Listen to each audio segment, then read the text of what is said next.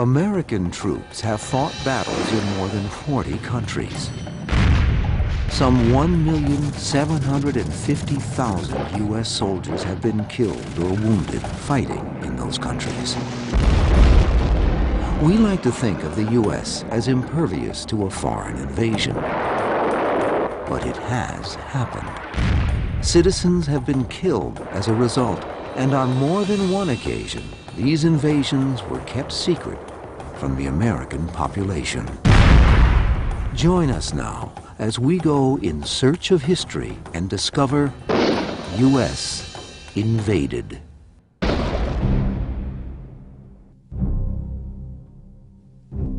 The first time America as a country was invaded by foreign soldiers was during the War of 1812. Most people don't realize how precariously close the United States came to losing what is sometimes called the Second War of Independence. Maybe the United States would have ceased to exist as an independent country and would have been back in the folds of the British Empire. It had been 36 years since the 13 American colonies signed the Declaration of Independence. But Great Britain had little respect for the new nation. America went to war in 1812 mainly as a result of a long history of British blockade, seizures of American ships, seizures of American seamen. And because America, having only recently got independent from England, felt somehow that her republic was in danger of yielding again to British power. God save the United States! Weeks after the war was declared, a British invasion force of 730 Redcoat regulars and 600 Indian warriors from Canada entered the United States. Outnumbered and surprised by the enemy attack, American soldiers at Fort Detroit surrendered without a fight. Up to now, Fort Detroit is the only military post on U.S. soil ever to capitulate to a foreign invader. Detroit was captured, the British came over and burned Buffalo, captured Fort Niagara. The Americans went over the border, burned Fort George, captured Fort Erie and held that for a number of months. So there was a lot of action, a lot of battles back and forth, and a lot of retribution. By 1814, the invasion of the United States was well underway, and many Americans prepared for the worst. When the British were coming south from Montreal in the summer of 1814, they were getting so worried in New York City that they were starting to dig trenches outside the city on Brooklyn Heights. American defenders repelled the British assault aimed at New York. But in August of 1814, a British army smashed through U.S. defenders at Bladensburg, and the unimaginable had happened. The capital of the United States fell into enemy hands. And the British simply swept aside resistance at Bladensburg. One has to think that most of the main troops were occupied on the Canadian border, that you were in Washington, D.C., that they dragged up who they could to resist the British, and it just didn't work.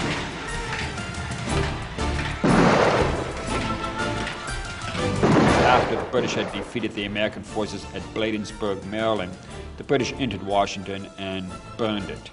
The fire was so intense from the public buildings burning in Washington, the White House, the Capitol, and the Navy Yard, that the soldiers here and the citizens here in Baltimore could see the fiery glow of Washington burning 60 miles away.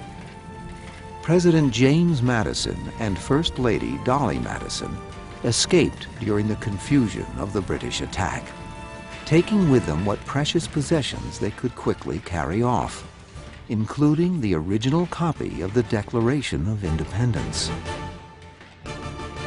Now the enemy was in control of the city. It was a very symbolic thing for the British to strike at the heart of the United States and to take the capital of Washington. The war raged back and forth, with both sides invading the other's territory and inflicting serious casualties. The British were determined to tip the balance of the war by capturing the strategic port of Baltimore. One of the unusual features of the War of 1812 is that for one of the few times in its history, the Americans found themselves digging trenches, putting up barricades against invasion. The Americans knew they'd have to make a stand at Fort McHenry, which guarded the entrance to the port of Baltimore. Inside the fortification, Major George Armistead and less than 1,000 U.S. defenders. Outside, a flotilla of Britain's deadliest ships. 16 warships firing on the fort here, firing for 25 hours. Major Armistead estimated between 1,500 and 1,800 bombs, rockets, and shells were fired at the fort, and about 400 or 500 actually fell within the works or within the area. This is one of the British cannonballs that was fired at Fort McHenry in September of 1814. This particular cannonball is hollow on the inside and designed to have gunpowder placed inside of it and plugged with a fuse. The fuse, once it explodes, will create shrapnel, and the shrapnel is designed to kill and injure American soldiers. We know of at least 4 deaths and 24 wounded within the confines of the fort itself. The American defenders realized it was also a war of wits. Before the battle, they had commissioned the making of a huge American flag, which could be seen by the British ships 2 miles at sea. The morning after the devastating attack, the American flag still flew over the fort, a defiant symbol seen from the British ships, and also seen by a young Baltimore lawyer named Francis Scott Key, who was inspired to write a poem about the incident.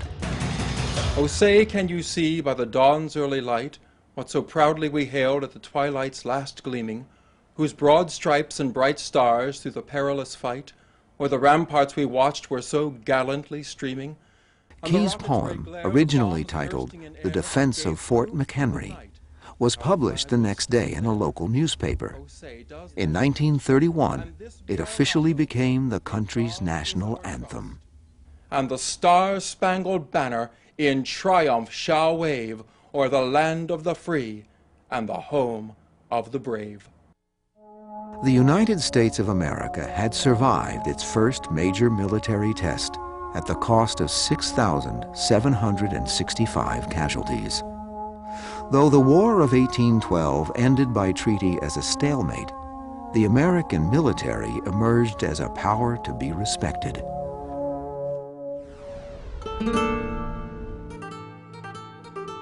Some 30 years later, on May 13, 1846, the U.S. was again invaded, this time by Mexican troops who attacked American soldiers along the Nueces River in Texas.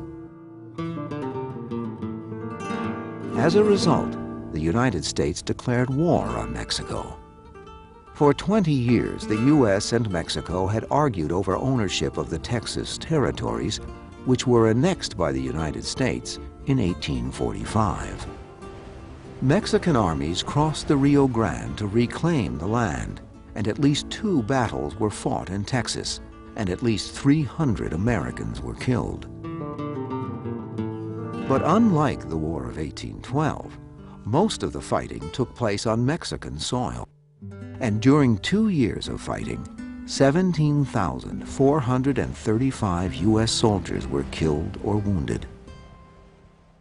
The war ended in 1847 after U.S. forces captured Mexico City. Mexico gave up its claim to what is now California, New Mexico, and Texas. The United States had gained 1/3 more territory than when the war began.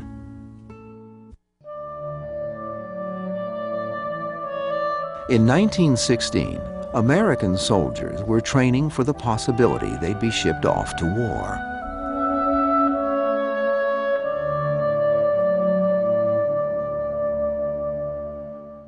So on March 9, 1916, the nation was shocked to hear news